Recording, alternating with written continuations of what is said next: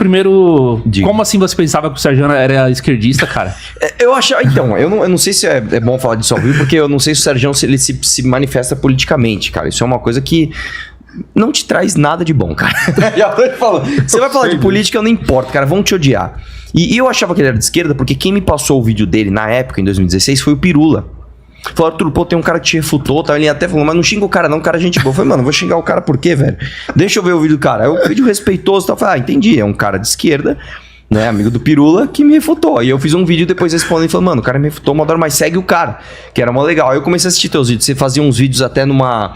Tinha um monte de prateleira de metal, cheio de livro tudo ali caindo, e tal, não sei o que, tudo caindo. Era no Rio de Janeiro ainda? Mano, o cara era nerdaço. Já era São Paulo. Rio de Janeiro não tinha nada, só tinha uma parede branca. Mas aí eu me apaixonei muito por esse assunto, cara. Gostei pra caramba. E o meu canal, cara, acredite se quiser, o meu canal ia ser um canal de ciência, cara. Ah, é? Ó, você acredita? Só que aí eu comecei... Aí eu tava pistola com a Dilma, acabei falando da Dilma e o meu canal virou um canal de política. O meu canal era pra ser um Ciência Todo Dia, que eu admiro pra caramba. Sim, o Pedro Lô, sensacional. Então, inclusive, cara, parabéns pelo trabalho desse cara, mano. Que trabalho bem feito que ele faz, mano. Ele e faz, aí... é espetacular, cara. Eu acabei vindo pra política, cara. Olha que loucura. Não era pra arrumar nem metade dessas brigas que eu arrumo. Daí, ó. Era só pra eu falar, tipo, de foguete, não sei o que lá, coisa gostosa, né, meu? Não, tô aqui falando de briga. Mas acaba sendo cancelado do mesmo jeito. Mas você foi cancelado, ó, que eu lembro, já fiz uns 3 falando. Sérgio cancelado, mais uma vez. Ah, cara, porque não dá pra aguentar, cara, o pessoal falando tanta besteira, né, cara? Principalmente quando é, cara, não dá pra aguentar, cara, presidente da República, sinceramente, cara, falando os absurdos, né, que o Lula tem que falar, pelo menos de SpaceX, de Elon Musk e tal, sem entender nada, e como, cara, que não busca um assessor, cara, entendeu? Ou alguém que fala assim, cara, não fala isso aí não, porque o que você tá falando é besteira, cara. Porque uma coisa sou eu falar um Zé Mané, outra coisa é o presidente da República, cara, que representa o Brasil, sendo uma das besteiras, ele falou, eu tava até lá na Suíça, né? Pegou mal pra caramba, né? Pra todo mundo, falou, caramba, cara, que loucura é essa? E pra complementar ainda tem a Janja. A Janja mandando o outro lá, sabe? Que pelo amor de Deus, cara, pelo amor... E eu falo, vou repetir aqui, eu falo toda vez minha live, a culpa... A Janja odeia a ciência, cara. Porque ela ter falado aquilo lá, como ela tem muita gente que segue ela, ninguém quer assistir lançamento de foguete agora, porque é do Elon Musk, entendeu? É lógico. Sério? Ela chegou a influenciar tanta gente assim? Influencia, cara. Ela influencia a galera. Que absurdo. Ela odeia a ciência, Janja, você aí, ó. Pois E o janjômetro?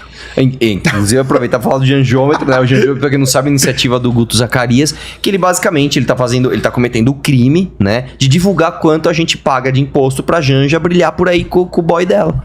A gente fez uma todas as informações do jornal lá falando sobre isso. Ah, é? Todas as informações do janjômetro são públicas. Ele faz uma curadoria daquilo que já é público, ele organiza de uma forma que você consegue ver, de uma forma clara, porque assim, o portal da transparência é um bom portal, tá? É um portal simples de você acessar. Mas às vezes você tem que acessar muita, por exemplo, eu quero saber quanto a Janja ganhou de passagem, é um caminho. Quanto ela gastou de, sei lá, de comida, é outro caminho. Quanto ela gastou com equipe de segurança, é outro caminho. Então é muito chato.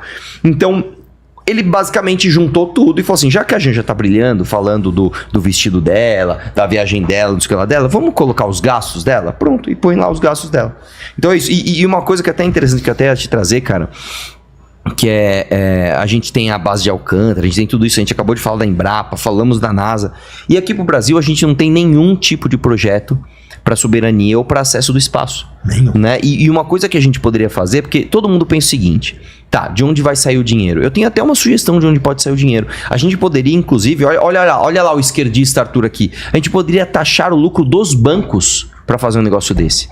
Cara, num país em crise, o Itaú ter lucro de quase... Eu nem lembro agora o número, mas eu lembro que a soma dos bancos passa de 1,5 trilhão de lucro só no primeiro trimestre desse ano, mano. Pô, não tem que taxar isso daí para fazer uma base de um polo geopolítico que é o Brasil em termos de lançamento de foguete pra gente investir nisso? Mas aí... Cara, nós temos que fazer isso, bicho. Mas é um problema sério, cara, porque tem sempre aquele papo, toda vez que você vai falar de foguete, o pessoal fala assim, pô, tá gastando milhões e tem milhões de gente passando fome. O problema é que aqui continua os milhões de gente passando fome e não tem nada no espaço. Exatamente. E nós temos um problema seríssimo, cara. O Brasil, a gente fala disso o tempo todo, nós não temos soberania espacial. E no atual momento, aí eu falo muito com o professor Roque disso, cara, o que vai mandar no mundo é a tal da astropolítica. A geopolítica já ficou pra trás. Com certeza absoluta. Agora é a astropolítica. Ah, e outra coisa, Sérgio, investir em foguete é investir em combate à fome. Porque como é que você vai fazer a agricultura, né, que é aquela otimização de precisão, sem você ter um sistema próprio de GPS, cara? Exato. É a Índia, cara. Como é que pode, velho? Tem um satélite pra monitorar. O exemplo que eu dou, já falei aqui, é a Índia. Eu tive num congresso agora na Itália, há pouco tempo. A Índia ganhou todos os prêmios do Congresso de Astronáutica Internacional pelo trabalho que ela fez. A Índia, vou contar aqui de novo, ela tinha 2 problemas: fome e sede. Como que ela resolveu? Com satélite. Ela lançou satélite de mapeamento, de sensoriamento, que descobriram aonde plantar as coisas certinho, agricultura de precisão, e aí tirou muita gente da fome, e lançou satélite para descobrir, porque a sede era o pior problema lá. Lá todas as fontes de água estavam contaminadas. Lógico, e aí eles conseguiram, por satélite, descobrir as fontes de água potável boa.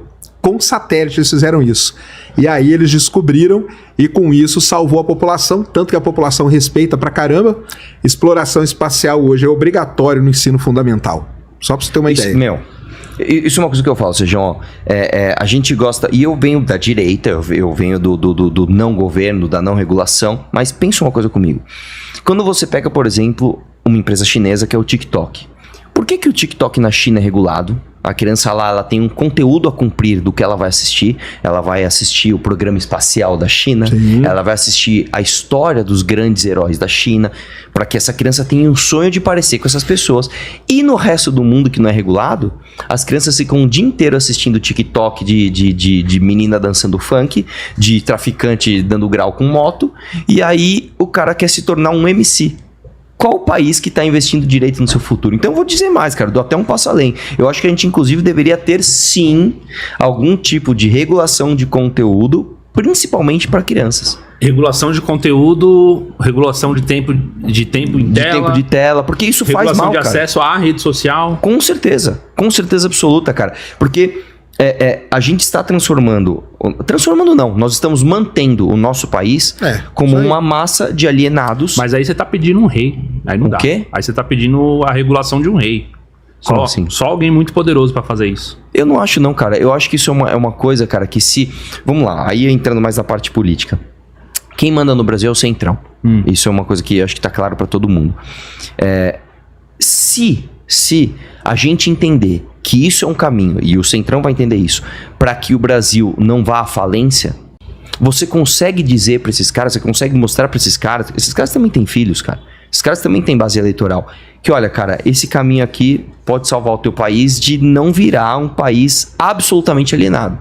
Eu acho que dá, cara. Mas você acha que o político quer que o povo seja inteligente e próspero, seja submisso, alienado e pagador de imposto? Puta, é uma boa pergunta, cara. O problema é que é o seguinte, quando o cara, ele passa de uma linha da alienação, onde o cara sequer vai votar, ou ele sequer sabe, aí também passa a ser prejudicial. Então, assim, eu não parto do princípio que a gente está numa situação onde a gente está à mercê de pessoas maquiavélicas que fazem grandes conspirações. Não, nós só estamos à deriva.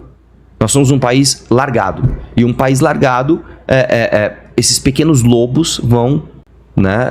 comendo os pastos, os pastoreios que tem por ali. Então o lance é o seguinte, cara, eu acho que para você mudar o Brasil, precisa ter um planejamento de longo prazo que trate sem tabus de investimento em como é que é? Como é que se chama? Astropolítica, que a gente fala hoje. Astropolítica, em tudo isso, e em educação, sem esbarrar em tabus de eu não posso falar disso porque é contra a minha ideologia. Não, cara, vamos falar. Tem que falar. Eu acho que tem que ter, sim, alguma espécie de regulação de conteúdo de rede. Os Estados Unidos não acabaram de proibir o TikTok?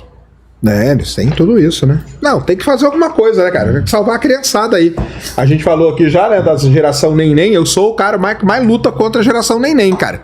Não entre nessa parada aí não, cara. Tá? Vai fazer alguma coisa, estude, trabalhe, porque senão você tá ferrado. Mas o lance, né, a coisa espacial, cara, o problema desses eles têm que entender isso. Os deputados. Então você pega ali, por exemplo, o acordo de salvaguardas que chama, entrando em Alcântara, né? Alcântara, para funcionar, precisou ter um acordo de salvaguardas tecnológico. Esse é o nome do negócio. Por quê? 80% das peças de qualquer foguete, elas são dos Estados Unidos. Então você tem que ter alguma coisa que fale assim, o seu foguete vai chegar aqui, eu não vou abrir e fazer engenharia reversa nele para copiar a sua peça. Você acha que os deputados entenderam isso? Sabe o que os deputados entenderam? Estamos entregando Alcântara para os Estados Unidos. Não, e eu vou te dizer uma coisa, Sérgio, que pode surpreender muita gente aqui. As pessoas normalmente perguntam o seguinte: ah, porque só tem corrupto. Eu vou falar uma coisa. A questão não é corrupção, não. Corrupção cara, de menos. Quem dera o problema fosse corrupção, exatamente. porque aí você investiga e prende o corrupto. O problema é burrice mesmo, cara. Você tem pessoas que não... Cara, eu não sei se você sabe, um dos maiores problemas da cultura do Brasil é a meia entrada. Porque como é que funciona a meia entrada? A meia entrada expulsa dos ambientes culturais um pedreiro, por exemplo, que não estuda.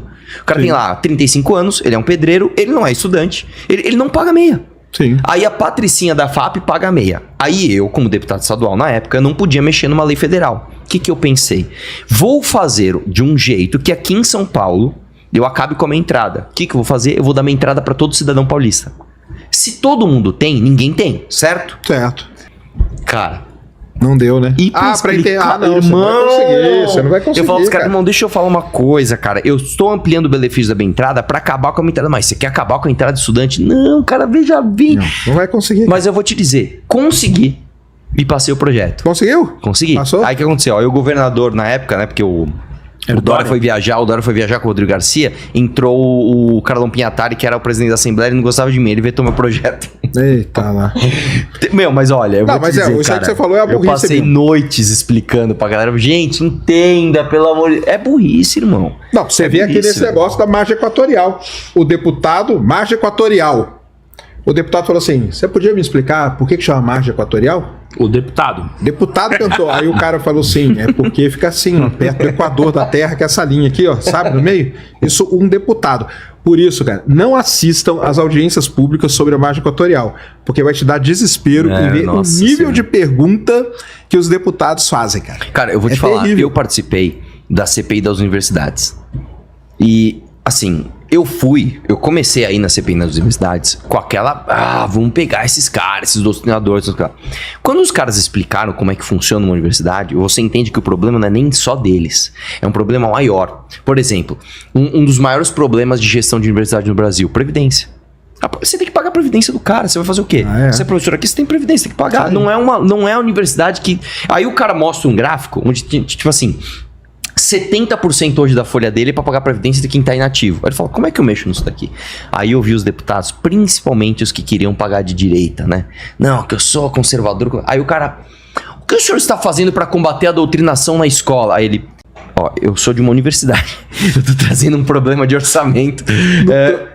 Sim, cara. Os caras falam pergunta. Cara, aí você fala, mano, o que eu tô... Aí eu ficava com vergonha, sério, juro pra você, porque dividia, né? Sentava a galera da esquerda de um lado, eu ficava com vergonha de estar daquele lado, mano. Tanto que eu dei parabéns pra ela. Eu falei, olha, eu quero aqui dar o parabéns pra você, reitor. Bem, no final das contas, só pra você entender, o relatório da CPI da universidade não deu em nada. Deu em nada. Deu em nada. Ficamos um ano inteiro investigando, e vai de manhã, e faz a reunião, e não sei o que lá. Saiu um relatório gigante, a gente leu tudo, não tinha nada, bicho. Nada. Por quê? Porque, como eu te falei, é muita burrice. E vou dizer mais, cara. Hoje... Com a espetacularização da política, que eu nem acho que seja uma coisa ruim per se. Eu acho que o espetáculo é bom pra chamar a atenção de quem não tava prestando atenção naquilo. O problema é que hoje, como é só o espetáculo, então nada mais importa. Eu acho que não tem problema você fazer espetáculo. Se você está chamando a atenção pra algo mais profundo, fazendo espetáculo pra trazer o livro amarelo, pra trazer um projeto. Não, hoje é espetáculo. O Sérgio é professor universitário, ele tem uma opinião muito forte sobre isso, né, não, Sérgio? Eu tenho, Caraca, tá tudo ferrado. Sobre o quê? Tá tudo errado. A universidade, cara, é um negócio que tá tudo mal. É tudo mal ajambrado. O sistema é tudo errado, cara, entendeu? Você tem um professor que tem que ser pesquisador ao mesmo tempo. Aí o que conta é ele publicar artigo. Aí o cara vai lá e publica 30 artigos e não quer dizer nada. Entendeu? Não quer dizer nada. E olha, Serginho, meu Deus do céu. E pra explicar isso, eu nunca vou me esquecer de uma das CPIs onde eu lembro que eu tava do lado do reitor. Aí levantou como é o nome dela? A professora Bebel do sindicato da APOSP, não sei o que lá. Sei. Porque o Brasil é referência em número de publicações. Número quer dizer nada, cara. Dá licença, tudo bem, nós temos realmente um grande número de publicações. Quais dessas são utilizadas como referência em papers internacionais? É isso. Ela nem sabia o que era isso. Você quer sucatear o ensino público, minha querida, eu estou dizendo que o número não diz nada. Aí eu peguei... E esse número existe. Não, é de citação. Não, é uma estatística que ela tem nos artigos. Você pega os artigos, aí você tem o número e você tem a citação, que é quantas vezes aquele artigo foi citado. Sabe onde eu aprendi isso, cara? Num vídeo do Pirula. Tá, sim. Sabia? O Pirula também ele é meio revoltado com isso.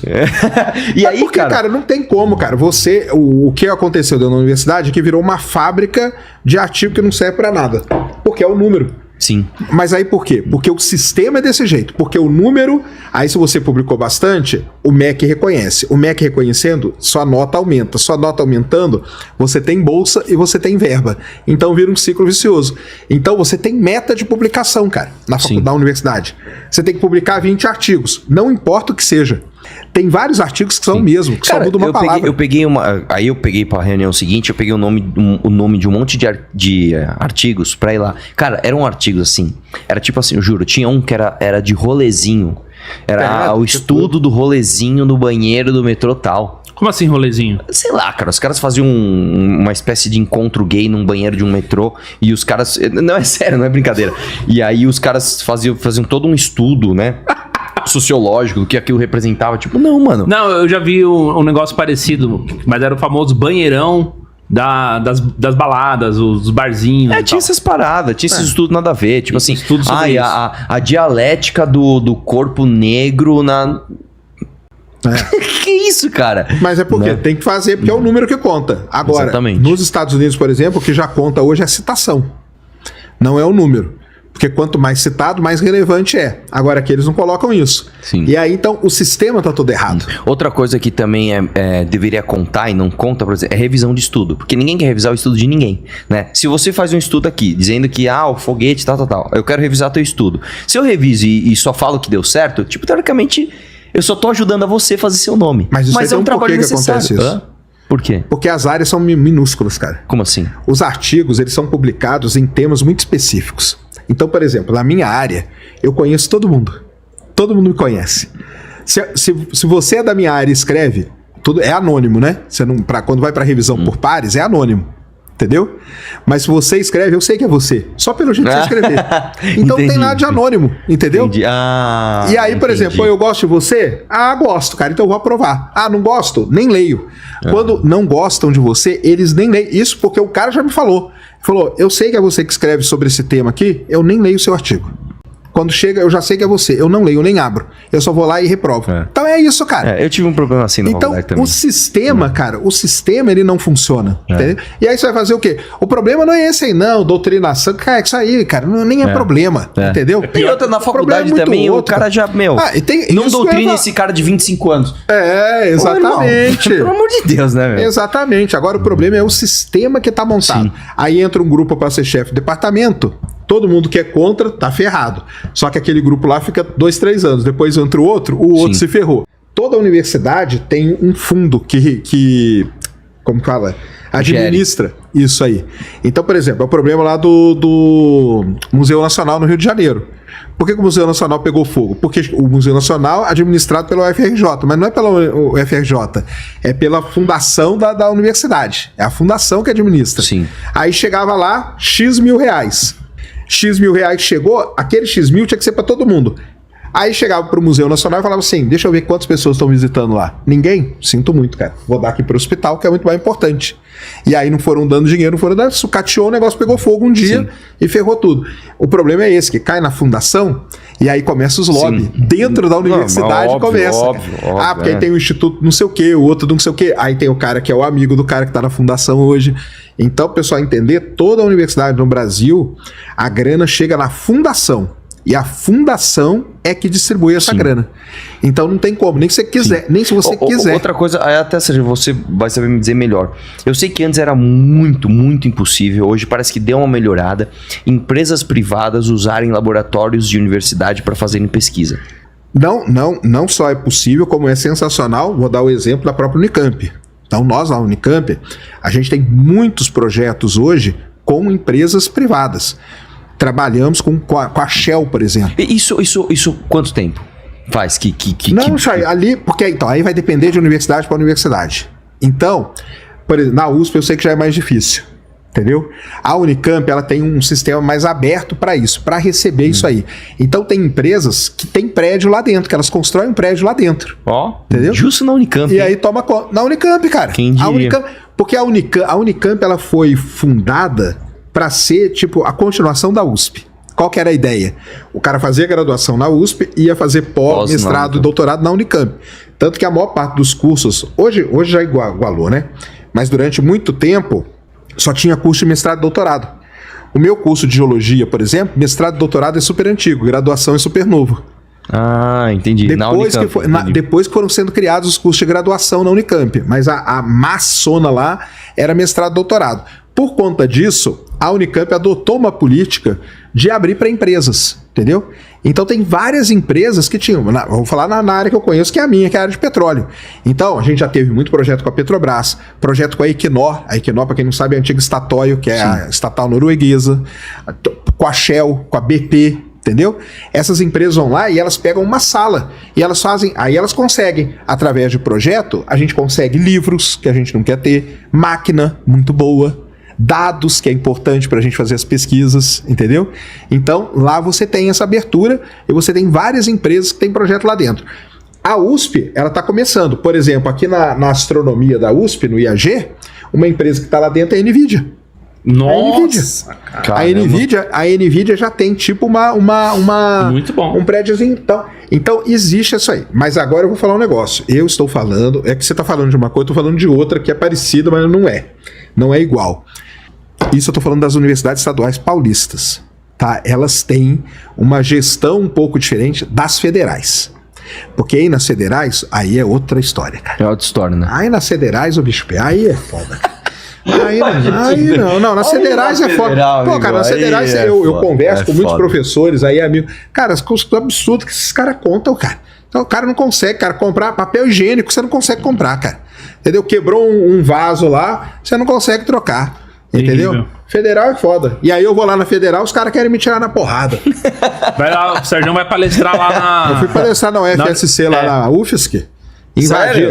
Eu fui lá falar sobre. Wesley. Sabe o Wesley? A gente já apanhou lá também. Sabe quem que é o Wesley? Esse aqui já apanhou lá também. Pra mim, não. Você tem isso daí, ó, de. Sabe quem é o Wesley?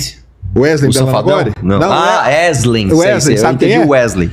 Então, ele é sensacional esse cara. Foi ele e uma professora falar sobre mudança climática. Os caras invadiram a mesa lá e falaram que essa mesa não representa ninguém. Eles queriam um índio, uma trans, um viado, um negro, eu não sei o quê. Era isso que eles queriam. Aí eu falei pro Wesley brincando. Falou assim, eu falei, um selinho aqui, a gente dá palestra. Não, eu falei assim, Wesley, se fantasia de índio. Justo o Wesley, que é todo laranja, né? E ficou lá, cara. As faixas ficaram lá, a gente falando e as faixas o Wesley, lá. Assim, o Wesley é outro que também não se manifesta politicamente, né? Ninguém sabe se ele é de direita, de esquerda. Ele fica lá, mas foi foda, cara. Foi um momento. Só que aí teve um cara que subiu lá e arrancou a faixa, aí o moleque foi aplaudido. Foi um. Mas certo, né? A Universidade Federal é isso, cara.